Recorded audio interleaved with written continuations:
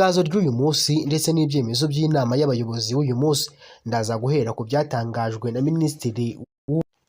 Itangazo ry'uyu munsi ndetse n'ibyemezo by'inama y'abayobozi b'uyu munsi ndaza guhera ku byatangajwe na Minisitiri w'Ubuzima ariwe Dr Sabin Nsanzimana, watangaje ku bijyanye n'urukingo rwa SIDA rugiye kuzajya ruhabwa abazima ndetse n'abarwaye SIDA muri rusange, ku buryo umuntu utari warwara SIDA cyangwa utayifite ashaka kuzajya yita runo rushinge niwe yaryamana n'umuntu urwaye SIDA ndetse atayandura, kandi ibyo bigaba mu gihe cy'amezi 6 akongera akitera urundi rushinge.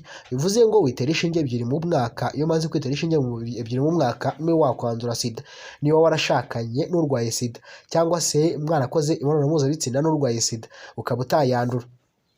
Kandi si ibyo ngibyo gusa, wenda kandeka kuvuga ku batarandura indwara ya SIDA, reka mbivuge no kuri abangaba hari n'ubundi buryo cyangwa se urukingo rugiye kuzajya ruterwa abarwaye SIDA, ku buryo bwongera kuzazamura abasirikare basanzwe barwanya iyi ndwara, kuyica intege ndetse no gufasha umubiri kugumya gukomera nyuma y'ibinini bahabwa n'imiti bahabwa buri gihe kugira ngo bafashe kugabanya ubukana bwa SIDA, kuko utabinyweye irakunangura. Mwabonye mu bihe bya mbere n'ibi binini n'ino miti itaravumburwa ko wajyaga kubona ukabona umuntu arapfuye rwose nta gitangira, apfuye araruka abanza kungana nk'urudodo bitewe n'ino ndwara ya SIDA. Yego ibyo ngibyo mwarabibonye, bityo rero byarakemuwe ndetse bishakirwa n'igisubizo ku buryo ibi ngibi noneho bigiye kuzajya biba byoroshye. Si ibyo ngibyo gusa, mu itangazo ry'uyu munsi ryasohotse ndaza no kuvuga uburyo batangaje ko hagiye kuba ikintu cyitwa kurwanya igwingira. Ni ibintu byiza nanone bigiye kuzajya bifasha abantu. U Rwanda rwiyemeje kugabanya igwingira rigera kuri 15% mu myaka 5 iri imbere. U Rwanda rwatangaje ko intego nshya yo kugabanya igwingira mu bana bari munsi y'imyaka 5 kugera kuri 15 kugera kuri 15 ndetse ni mu gihe cy'imyaka 5 iri imbere, mu rwego rwo kurushaho guteza imbere ubuzima n'imikurire y'abana b'igihugu no kurwanya imirire mibi ku rwego ruhanitse. Iyi ntego yashyizweho mu mihigo mishya y'igihugu irimo ibikorwa bigamije guteza imbere imibereho y'abaturage, aho guverinoma ishyira imbaraga mu kongera serivisi zita ku bwana hakiri kare ndetse kwimakaza imirire myiza iboneye ndetse no kongera ubushobozi imibereho y'abaturage, aho guverinoma irashyira imbaraga nyinshi cyane isubiye inyuma mu kongera serivisi zita ku mwana hakiri kare, kwimakaza imibereho iboneye no kongera ubushobozi bw'ababyeyi mu kwita ku bana babo. Mu rwego rwo gushyira mu bikorwa iyi gahunda, amafaranga agenerwa ibikorwa byo kurwanya igwingira azongerwa agereranyije n'imyaka yashize, bigaragaza ko ubushake bukomeye bwo guhangana n'iki kibazo kimaze igihe kirekire.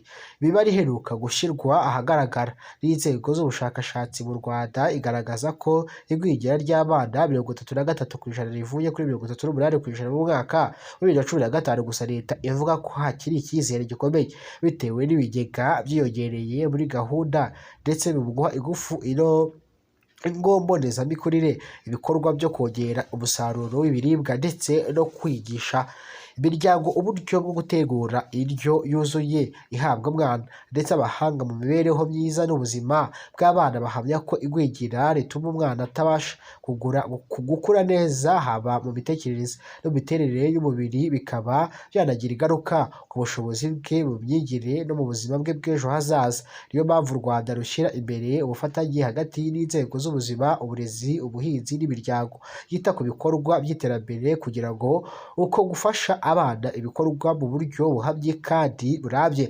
Nubwo urugendo rwo kurwanya igwingira rikiri kure, u Rwanda rugaragaza ko rufite ubushake n'ubushobozi bwo kugabanya iki kibazo mu buryo bufatika.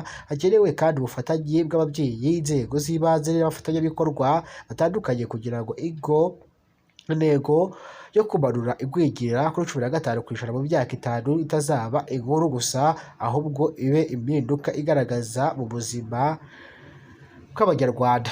Habonetse rero urushinge ruzajya ufata 2 mu mwaka rukakurinda SIDA. Minisiteri y'Ubuzima mu Rwanda Dr Sabin Nsanzimana yatangaje ko habonetse urushinge rushobora kurinda umuntu kwandura agakoko gatera SIDA, ndetse no mu gihe cy'amezi 6 urushinge rwagereranywa n'urukingo ruzaba rumwe mu nsanganyamatsiko nyamukuru zizaganirwaho mu nama mpuzamahanga igiye kubera mu Rwanda vuba hano.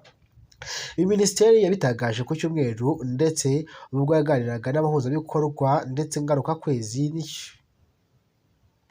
yanabiganiraga mu gikorwa ngarukakwezi cy'imikino n'ubuzima rusange kizwi nka Car Free Day kigamije guteza imbere ubuzima bw'abaturage. Ibikorwa kandi bizafatwa nk'amahirwe meza no kugeza ku baturage amakuru y'ingenzi ku buzima rusange. Iyi Car Free Day yabaye mu gihe hasigaye amasaha make ngo hatangire inama mpuzamahanga izamara iminsi 5 iganira ku bijyanye na virusi itera sida, ikazabera i Kigali, ikazahuza inzobere n'abayobozi b'ubuzima baturutse hirya no hino ku isi. Iyo nama izibanda cyane kuri uru rushinge rushya rushobora gutangwa inshuro imwe mu mezi 6 rukarinda umuntu kwandura virusi itera sida.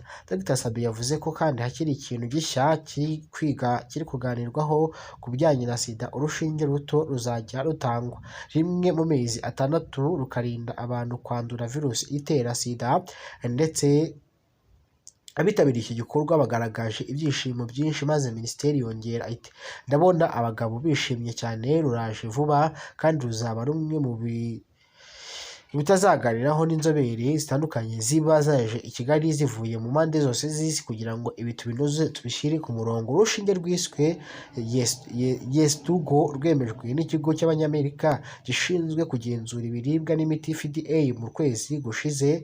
Florence Reiko Anam, umuyobozi w'umuryango mpuzamahanga w'abana na virusi itera sida GNP+, yavuze ko urushinge ari amahirwe akomeye cyane ku bantu bafite ibyago byinshi byo kwandura virusi itera sida. Yagize ati ibi ni bimwe mu bintu by'iterambere twagezeho mu mahanga, kandi turasaba ko izi nzira nshya zakwirinda zakwegerezwa abantu bose kuko zituma tubasha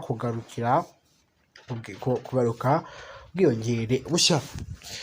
Ngayo nguko, uretse urwo rushinge hanavumbuwe ibinini bya buri munsi bishobora gufasha umuntu kwirinda sida ndetse no gusama kwa kenshi biba bitateguwe.